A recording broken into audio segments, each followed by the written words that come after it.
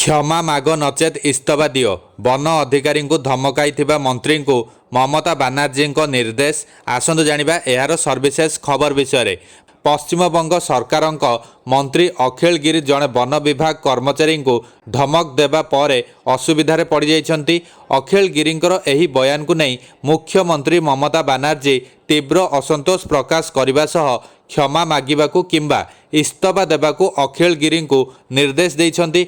मिलिथिबा सूचना अनुसार अखिल गिरी को तुरंत निःसत्व क्षमा मागिबाकू पड़िबो किंबा इस्तफा देबाकू पड़िबो बोली से स्पष्ट निर्देश देइछन्ति। रास्तार दुकान खोलिथिबा लोकंक विरोध रे कार्यानुष्ठान नेबाकू आसीथिबा वन अधिकारी को अखिल गिरी धमक देइथिले। एहा परे सेमानंक विरोध रे कार्यानुष्ठान ग्रहण करा जायछि।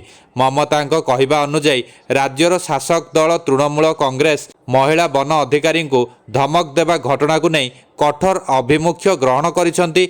मंत्री अखिल गिरी मंतव्य रे ममता बानार्जी क्षुब्ध हो जाइछन्ति।